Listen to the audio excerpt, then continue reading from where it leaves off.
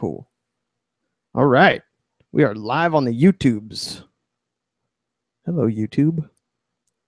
Robinson's missing. We don't know if he'll be here.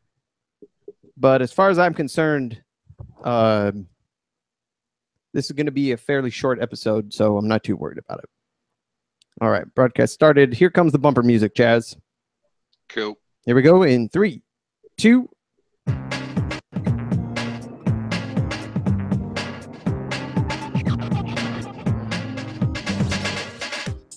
Welcome to the Sober Happy Hour radio broadcast. I am your host. We are streaming to you live on youtube.com and all around the world via the interwaves of the extranet.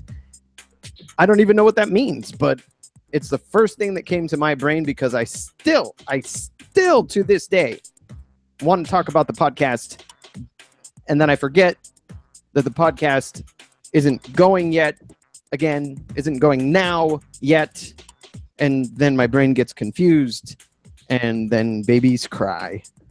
Because a lot of babies watch this show, if you didn't know. This is a very baby-friendly show. This is probably one of the least baby-friendly shows on YouTube. But maybe if I say that it's a baby-friendly show, YouTube won't demonetize every one of our videos for curse words and bad content. YouTube is still on the rampage. They are still cutting monetization to everyone for the type of content that they have on their channels in their episodes. And I'm sure we are suffering the same fate. I say I'm sure, but I don't know because I don't care. I don't look at the monetization of the Sober Happy Hour episodes because the amount of monetization that happens is so insignificant that it's not even worth them to print a check. Because I'm sure the paper and ink would be more valuable than the amount of money that the Sober Happy Hour earned at any one given point in time. So, but that is not to say that people are not interested in what we have to say. I am here with my good friend, Chaz. Say hello, Chaz. Hello, Chaz. So, yes, Robinson is not here. And it is because, man, you thought the internets was bad in Vietnam, but apparently the internet in the Philippines is even worse. He went to a like an online internet cafe for gaming, thinking, oh, that'll be a good place with good internets. And it turns out, number one, they don't have Wi-Fi.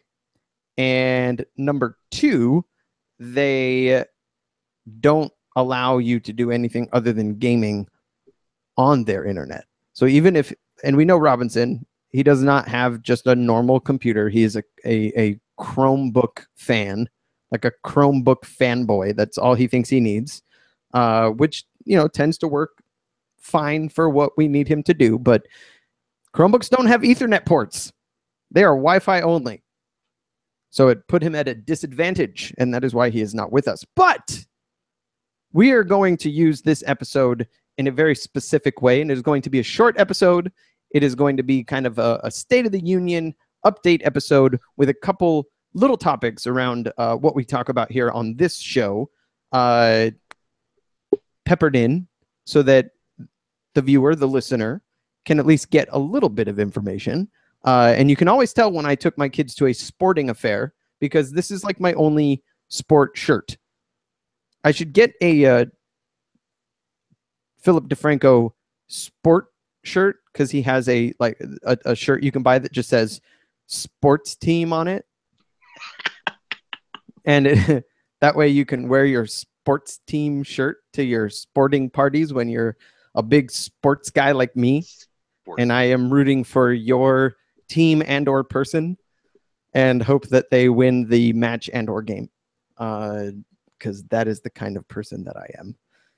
Anyway, so if you're wondering where we've been for the last couple of weeks, don't wonder, because we told you a long time ago that we would be kind of popping in and out. We would be having a bi-weekly show was the goal. So every other weekend. But every once in a while, things come up, and that is not possible. So last weekend, it was not possible. This weekend, we are here. We had every intention of having a full-blown episode of the Sober Happy Hour, and then Chaz found out that the Philippines sucks. I'm sorry, not Chaz. Robinson found out that the Philippines sucks. Chaz agreed that the Philippines sucked and tried to explain that to Robinson. Even in the text thread that we keep, what did you say? You said, "What the fuck are you doing in the Philippines?" Yes. Yeah, I mean, I couldn't imagine exactly a place I'd want to be right now, especially given the topics of our conversations. It probably wouldn't have been that great sitting there in an internet cafe in Manila or something, talking about drug use, Why all that why pro-drug president they have. why are envelopes called Manila? I always wondered that. Color, I think. Is it though? Color? Is it?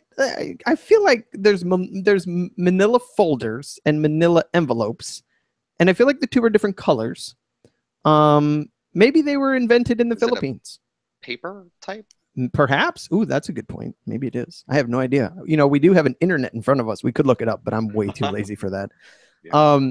So quickly, an update on the Sober Happy Hour, and then a couple of brief topics regarding drugs, alcohol, recovery, addiction, which is what this show is about. If you're joining us for the very first time, this may seem a little discombobulated, and I do apologize. Go back and listen to some other episodes if you want the full shebang that is the Sober Happy Hour. Also, you can shoot us an email, soberhappyhour@gmail.com. Follow us on Facebook, facebook.com/Sober Happy Hour, on the Twitter @Sober Happy Hour. And I think that's it. That's pretty much it. Yeah.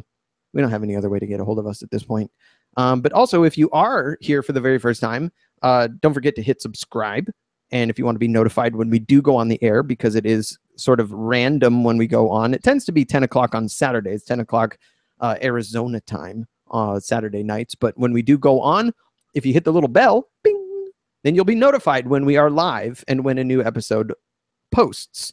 So quick update. For those of y'all that have been around listening, watching for a while, you know that the way we were hosting the podcast and had been hosting the podcast from the very beginning was utilizing a technology for linking to the audio files and then posting them online, making them available to iTunes and your podcast catcher. And it was a pretty straightforward setup. We would record a show. I would edit it. I would transcode it. I would post it to this cloud service, copy the link, drop it into the website, and iTunes would do the rest. The problem we ran up against was that this cloud service that I was using, and I won't mention any names, but let's just say that the name is what UPS drivers tend to do with your shit, even if it says fragile. And they decided to no longer support the external linking of files, which is how we hosted this show. We would post a link to the website. That's how you would get your podcast. And because we don't get, hundreds of thousands of downloads of every show, at least not yet, we weren't reaching any sort of limits on bandwidth and downloads and things like that. And it worked out really well. And it was an inexpensive way of doing this. So the service, again, not going to mention any names, but let's just say that it rhymes with schmopmox. They discontinued this part of their service. And yes, I've gotten a lot of grief from people. Well, how come you didn't update everything before this changeover happened? Didn't they give you fair warning? They did. They did give us fair warning. But updating a couple hundred episodes of the show and reposting, relinking, fixing every single link is a big undertaking. And for those of y'all wondering, this is not my full-time job. I have a family. I have a full-time job. And I even have a second kind of source of income that takes a lot of time away from everything else, as well as this show. So just haven't had the time to do that. So what we've decided to do, there are a plethora of podcasting platforms out there. I've done a bunch of research. It's taken a while to pick one. There will be a cost associated with this for the first time. with the exception of, equipment and gear and microphones and mixers and computers and things that we've purchased with our own money over time to make this show possible. Chaz actually does the show from an iPad, which is pretty cool. A service, it will cost money on a monthly basis, but I believe it to be the best bang for the buck. So the next step for me, your host and producer and financier of this show, will be to take every single episode of the Sober Happy Hour and one at a time, individually, post them to this podcasting service, re-upload the file, copy and paste the content of the show notes, and get them all each up there one at a time. So heads up to anybody that is currently subscribed to the podcast. I am going to try to do this in a way that will not require anybody having to unsubscribe and resubscribe, because then we would literally lose our entire subscriber base, and that would be a nightmare to try and start over. If I can prevent that from happening, I will. That being said, there is a possibility that it won't work, and we will have to literally start from zero, and that would be tragic. But hey, we started from zero when we started. So the tens of thousands of subscribers that we have will have to just know that they will need to do this, and I'll figure out a way to send that message outward somewhere, somehow, perhaps on a short, tiny little snippet episode that I will post to the existing feed. If it sounds very technical, it's because it is, and I apologize, but that is the status in the State of the Union. YouTube has been fairly constant for us. There was a period of time where we were not posting to YouTube because YouTube motherfuckers also took a technology away from us that we were utilizing, but they brought it back, and that's what we're using right now. So little by little, we will get this all figured out. I'm hoping to have all of the episodes and the podcast reestablished and ready to go by the end of next month. So the end of July, we should be good to go. I'm going to push myself to meet that deadline. So that's that. That is an update. That is the state of things at the Sober Happy Hour. And I will throw it out there one last time. Well, not last time, but I'll throw it out there, and I haven't in a while. But knowing now, as a listener, as a subscriber, that this show is now going to start costing us money on a monthly basis just to host it, just to produce it. If you want to donate to the Sober Happy Hour, we have a Square Cash account set up, and you can find it via the cash tag SHHRP. Any little donation would help. It's not an extraordinary amount of money that it's going to cost every month to keep this going, and we're not going to stop doing it just because it does cost money. But it would be nice to be able to offset some of those costs and potentially have some money for upgrades of things in the future if they're needed. So if you want to donate $5, $5 million, whatever, whatever you got lying around. Couch cushion money, no big deal. So that's that. Chaz. Yo. There were a couple of things that we want to talk about tonight briefly, just so that we can give the people the reason that they join us every week is to hear our thoughts, our commentary, our complaints about the world at large when it comes to drug and alcohol addiction recovery. Not just drug and alcohol, but addiction recovery in general. I want to make that very clear for our first-time listeners. This show is not just about drugs, not just about alcohol. This show is about the obsession, the compulsion, the addiction that consumes many, many people in this world. And it is not just drugs and alcohol that does that. We've made that very clear if you go back and listen to some previous shows. But there were a couple of things kind of hit the news recently that we like to talk about current events.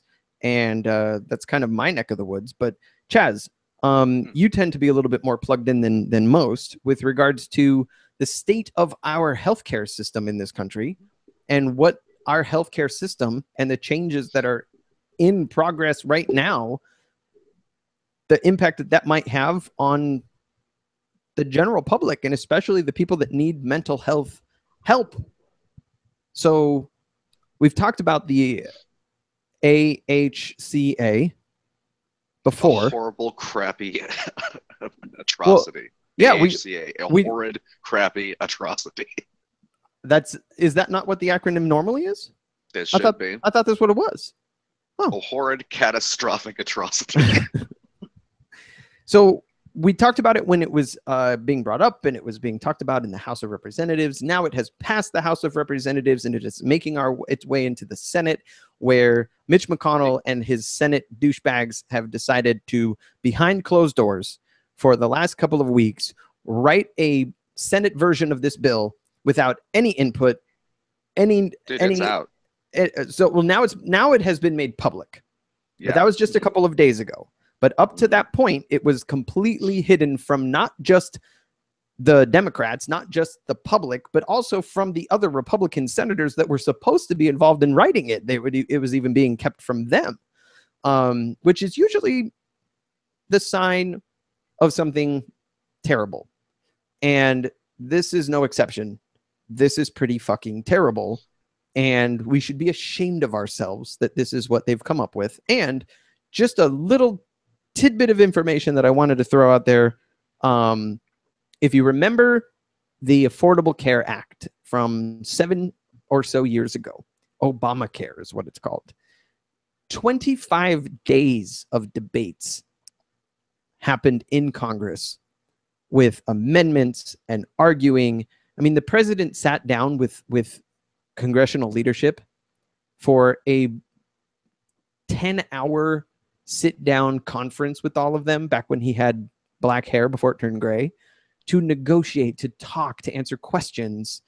Mitch McConnell was there saying that they weren't being given enough time to understand this crazy giant 1/6 of our economy bill that they were putting forward, even with 25 days and hundreds of hours of discussion and debate and months of having the actual bill in front of them ahead of time. And now the same man that was complaining 7 years ago that they weren't being given enough time, with 25 days plus all the time before and after that, is now trying to ram this down the throats of everybody in Congress and the American people within a few days, with zero open public debates, conversations, time for the representatives and senators to go back to their constituents and talk to them about this bill and hear from them and listen to the experts. They just want to ram this shit through. 1/6 of our economy, 23 million people who will potentially lose their health care, not to mention some of the details that will greatly impact people who get benefits for addiction recovery and mental health. So what have you heard about that side of it, Chaz? Well, what I've heard is that I believe it's after 2019. Let me see for a second. So basically what they'd allowed to do is what they allow to do somewhat right now, which is allow states to decide what they're going to do with their Medicaid program. But for the new Senate introduced bill, states would be able to determine what qualifies as essential health benefits, and that pretty much all essential health benefits would sunset on December 31st, 2019. Sunset. So basically what they've said is that, okay, states can decide what they are, and then December 31st, 2019, screw you, everyone who needs essential health benefits, including things like mental health and substance abuse. And not just that, but it was Medicaid itself. I didn't necessarily see it stated that the states would. I imagine that would be given to them anyway. But I saw in a update that said Medicaid after 2019 would not be required to cover mental health and substance abuse benefits. Medicaid, correct. Not state plans, not state private insurers. Medicaid itself, no federal funding for mental health or substance abuse. Now, let's kind of get an idea about how many people we're talking about. Sure. So when you lose healthcare, you lose healthcare. You lose all your coverage. You lose your mental health, your physical health, your substance abuse recovery, your addictions, counseling, everything. So this year, if it passes in 2017, we're going to see an additional 1 million people lose their insurance under this law. Between now and next year, just in that span, there will be 13 million people losing their health insurance at once. Losing all of it. Just losing all of it. It goes from 2 million additional uninsured to 15 million uninsured in the space of a year. Wow. So to give you an idea, 15 million people, let's see, that is about, that's a little bit more than the size of Pennsylvania. So if you could imagine the entire state of Pennsylvania losing its health insurance over the course of a year, I don't imagine that go over very well with them. And those fuckers eat a lot of cheesesteaks. Yes, they do. Whew. And so over the course of 8 years, it would go up to 23 million people would have fewer health insurance in 2026. 23 million is a little bit, it's somewhere in there between Florida and Texas. So let's just say it's, you know, a great majority of Texas. He said, hey, Texas, how about over the next 8 years, we phase out everyone in your state's health care, you know, most of y'all. Wow. Just how does that sound? Sounds great. That's exactly what they would be doing if all the people who would lose their health insurance were gathered into one place. Same as I said with Pennsylvania. I don't know, and this is just based on the Congressional Budget Office estimate from the last House, the House bill. They've just started meeting. The CBO has just started meeting, and they have not yet released their estimates for the Senate bill. So this is going by May numbers. We don't know what's coming. It may be better. Who knows? But also by 2026, there will be an additional, I think that's about 14 million people who no longer have Medicaid. That means 14 million people who no longer have public health benefits. Much with is also mental health and substance abuse. So that means that at least a good several million people with mental health and or substance abuse needs are not going to have them anymore. So I'm gonna play a little clip here, All right. because when before all of this happened, when the original debate about the AHCA started raging and people were, you know, disappointed with what it was looking like, and before anything passed and anything started moving forward, you know, very shortly after Donald Trump took office, he gave an interview, and in this interview he talked about healthcare and his plan and what coverage would look like. This is a minute-long clip. I'm going to play it. Hopefully it starts in a good spot to understand it, but this is what he said. Very interesting. Everybody's got to be covered. This is an un-Republican thing for me to say, because a lot of times they say, no, the lower 25%, they can't afford private. But universal health care. I am going to take care of everybody. I don't care if it costs me votes or not. Everybody's going to be taken care of much better than they're taken care of now. The uninsured person, right, is going to be taken care of. They're going to be taken care of. How? I would make a deal with existing hospitals to take care of people. And you know what? This is probably... Make a deal. Who pays for it? The government's going to pay for it, but we're going to save so much money on the other side.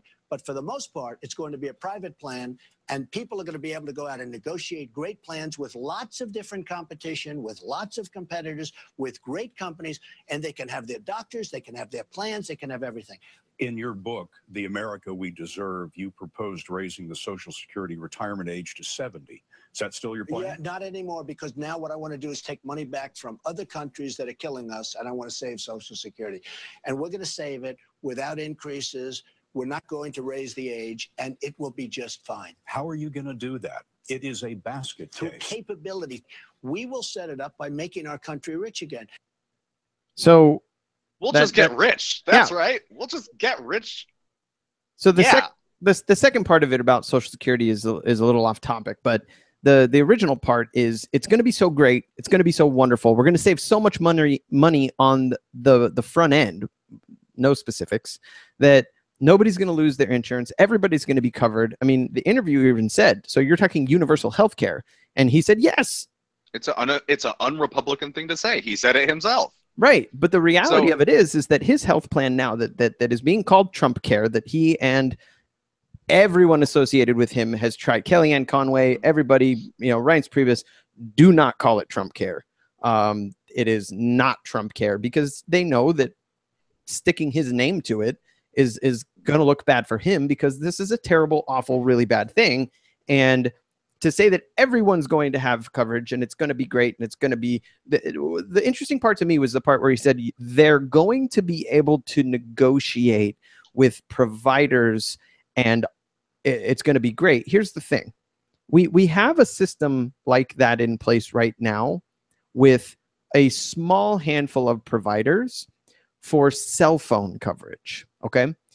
And people don't switch away from cell phone coverage and cell phone providers very often because not because they're getting a great deal. Let's be honest. If you're with Verizon Wireless, you're paying a shit ton more than if you were with Virgin Mobile. The coverage is the same. The quality of the service is the same. But with Virgin Mobile, you can get unlimited everything, text, talk, data, whatever, for half of what it costs on Verizon.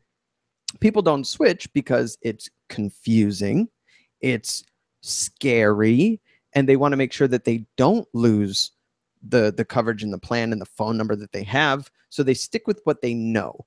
And if I work in an environment where people come in to choose carriers for their cell phone. This is for their cell phone. We're not talking about their life here. We're not talking about their health care. We're talking about cell phone coverage.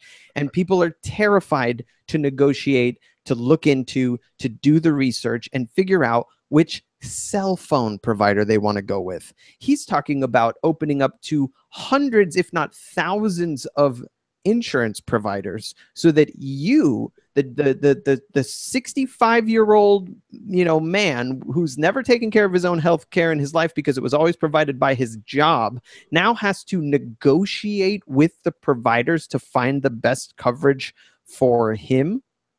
Give me a fucking break.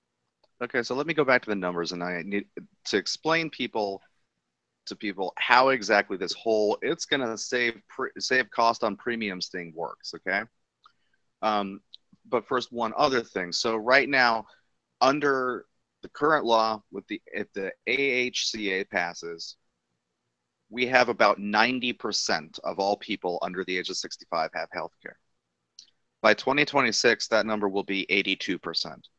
That would be 18% of the entire U.S. population under the age of 65 losing their health insurance over the course of 8 years. And we saw 45 million people who'd never had health insurance before the ACA, Obamacare, came out, who were able to afford and signed up for health insurance. And yes, the argument on the other side is that premiums have risen and they had to switch doctors. And here is what I really want our listeners and people who support this bill, I really want them to pay attention to what I'm going to say right now. I'm listening. Is that the 23 million by 2026? 2026 is also the year that they're promising your premiums will be down somewhere around 40% than what they are now.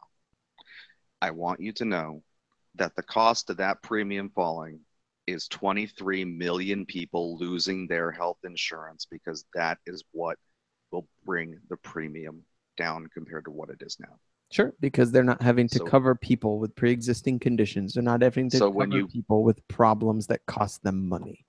So when people are in support of this, thinking, oh, yay, I will be able to, I won't have to pay so much on my premium, you have to ask yourself, is it worth the life of 23 million people? So there was a part of this, and then we'll move on, but there was a part of this, aside from mental health, and the fact that in the same interview, Trump will talk about the opioid epidemic in this country, right? Heroin, OxyContin, over-the-counter opioids, crazy, the crazy number of overdose deaths in this country that has now surpassed gun violence, suicide, car accidents, heart disease in certain age ranges, killing tens of thousands of people. overdose from opioids. So he decides to take the little prince, Jared Kushner, and make him in charge of solving the opioid epidemic in this country, which is already just a fucking joke. But mental health benefits are part of the solution to addiction recovery. So when you remove that requirement from Medicaid and from the insurance companies having a requirement to cover those types of needs that people have, insurance companies aren't going to just cover them by their own compassion and love for their subscribers. They're just not going to cover them. It brings up the question of, okay, where are these people who do need help? Where are they going to get it? I saw a great picture the other day. It was a meme of, it said, Republicans.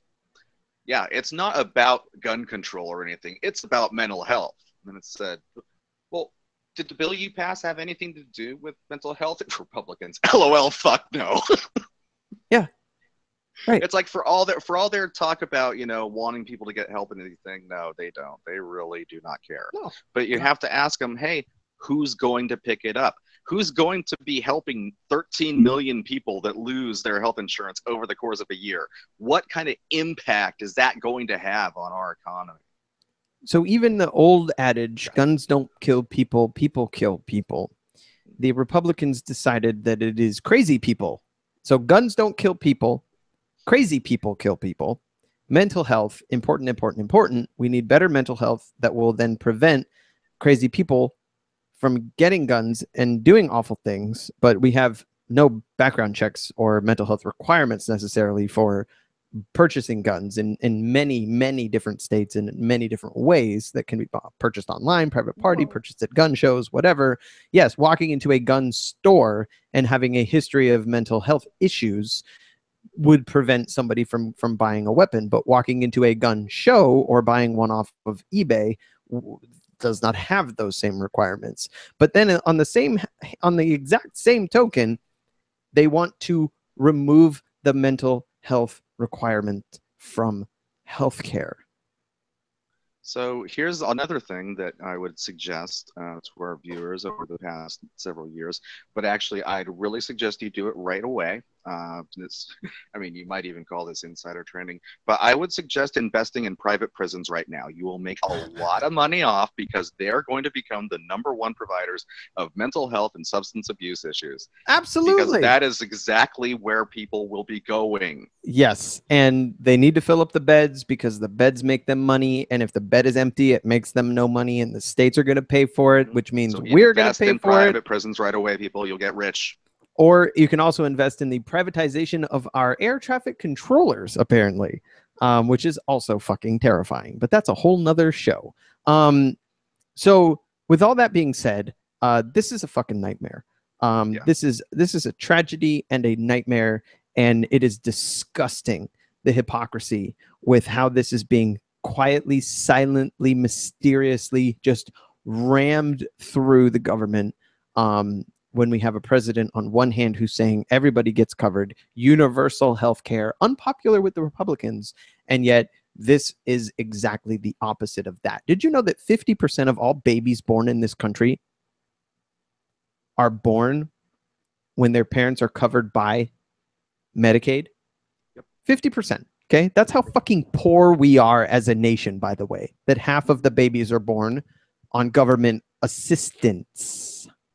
However, they now want to take away from this healthcare plan that Medicaid will essentially no longer cover prenatal care and pregnancies. So does that mean moms are going to start having babies in emergency rooms? Because I'll tell you right now, that is the most disgusting thing that I've ever heard of in my life, that they want to cut $800 billion from health insurance provided by the government in this country to give that back as tax breaks to the wealthiest people in existence. Absolutely disgusting. And they want to talk about being pro-life and anti-abortion, You and cannot yet call yourself pro-life and be for this bill. You can't. You no, have to give sir. up that right. You cannot say that women must have the children that they get impregnated with and then tell them they have absolutely no way of caring for that child by cutting public assistance and cutting health care for the women that do end up pregnant with these children. And the saddest part about all of this is, and I will get a lot of shit for saying this, a majority of the people that this will negatively impact. Everybody on the right thinks that this is, illegal Mexicans with all their dozen children or what the fuck ever. The majority of the people that this will negatively impact are Trump supporters. Yeah. That is the scary part. They don't even understand when they're voting against their own best interest. Yeah, that 13 million that's going to lose their insurance next year. Yeah, they're not all going to be Democrats. No. And they're not all going to be minorities and scary black people. It's disgusting. So, moving on.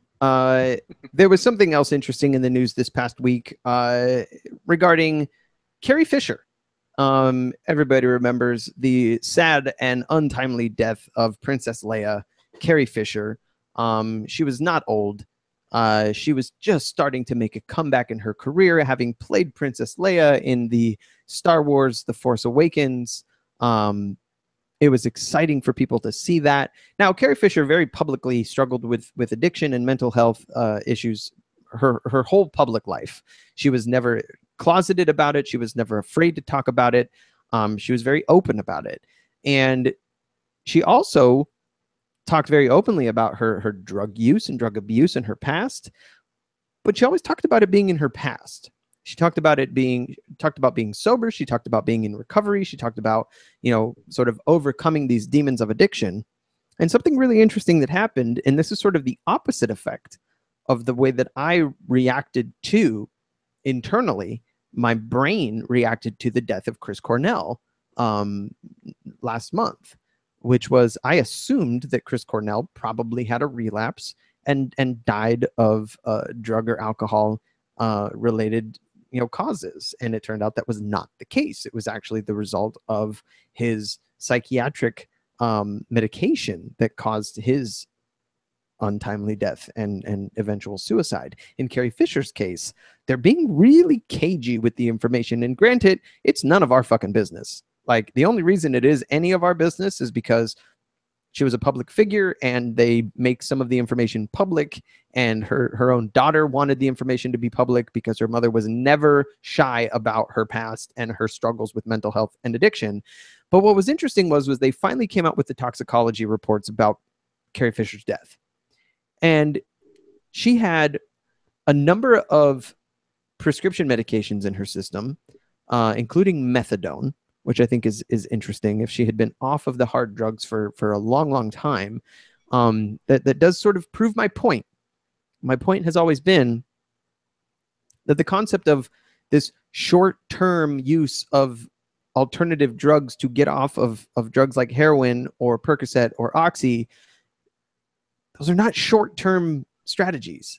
Those are long-term strategies that the people that truly have positive results from getting off of those hard drugs with the more benign, buprenorphine, or also known as Suboxone or Subutex, and methadone and things of that nature. I actually have a really interesting update I'll talk about next show about kratom. Actually, that's how it's pronounced. I found that out through a little bit more research. We were calling it kratom, but it is kratom.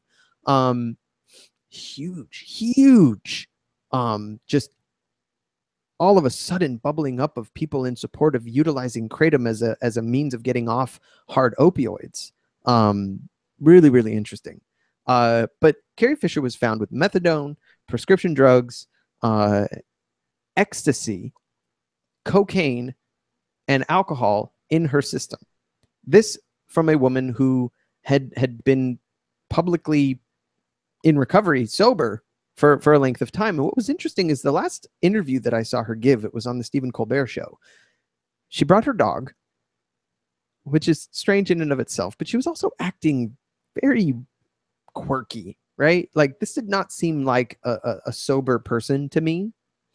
But when she died, my first assumption was, wow, how sad. You know, she was older, right? She was a senior citizen, but she died suddenly. You know, lots of travel, hardcore work, promoting this movie and getting off of that, and, you know, traveling all over the world and just getting very little sleep and probably not eating very well. And she died. What was announced as a heart attack killed her.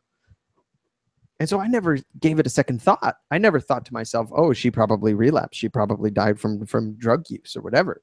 And now all of a sudden there's this cagey report from the medical examiner saying, hey, all this shit was in her system, but we're not going to say that it had anything to do with her death. And I think that's weird, because knowing some of the back story of Carrie Fisher, if it was the drugs and alcohol that killed her, I will tell you right now, and I don't know her personally, and I don't know her family, but I will tell you, just based on some of the old interviews that I'd read and seen, if she died from drug and alcohol abuse, she would want people to know that. She would want people to know that this is what took her life, so that if it saved even one person from the same fate, she would know that her death was not in vain. So hopefully more information comes out in the future, in the near future, that explains maybe the levels of some of this. Was it trace amounts? Was it a lot? I mean, ecstasy is not a chemical that stays in your body very long. So she must have been using this drug pretty soon, like pretty shortly before her death. But for somebody that age to be using drugs like that and mixing them together, ecstasy, alcohol, cocaine, on top of methadone, like fucking shit, that would kill a racehorse, not just a 6-year-old woman. So a very interesting update to that story. I wanted to share it with you guys. I want to know your thoughts on that. Like, do you think that Carrie Fisher died from drug abuse related circumstances? Or do you think that the media is just making too much hay over the drugs that were in her system, and that maybe she was just partying, or, maybe she was just around them, or whatever, because they're being really, really cagey with the levels, the amounts of these drugs that were in her system when she died? Now, there is a difference, though, between what a person ultimately dies from and, say, what's in their system. It said that I just read that they said it was due to sleep apnea. Yeah. How about, in other when words, you die of a heroin overdose, it's not the heroin that kills you, it's the lack of breathing that kills you.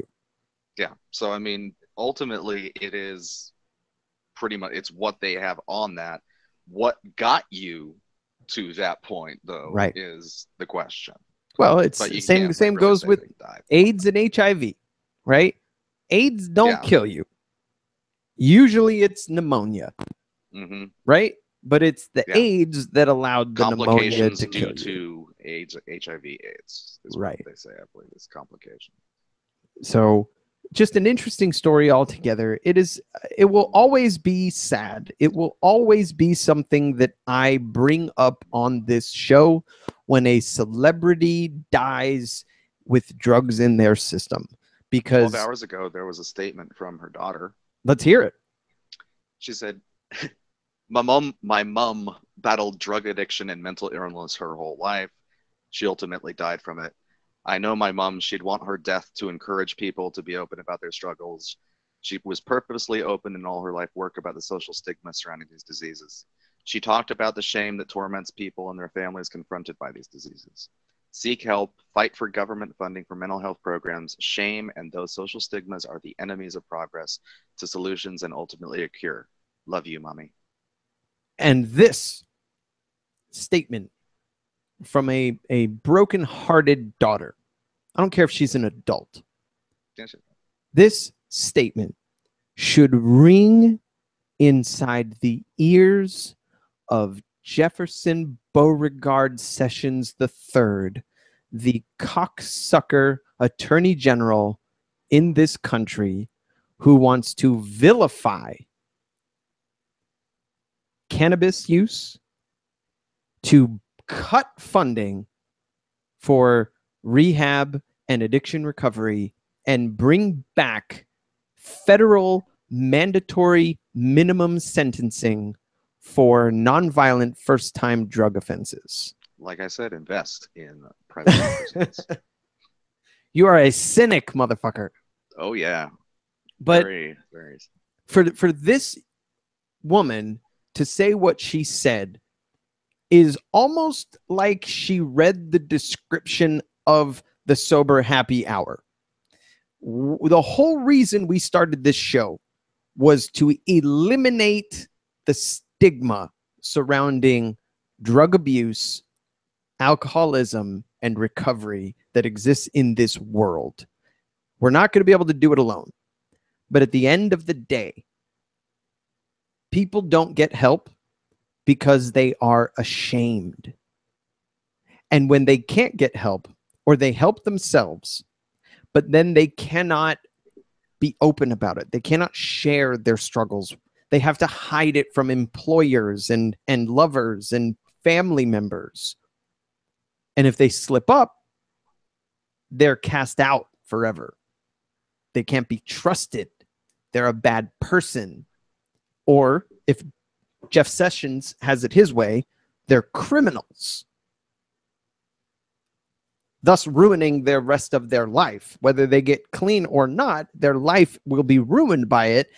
So what is the incentive to get sober to then live a shitty life because you're treated like a criminal, which then drives you to just give up and use more and eventually die from it?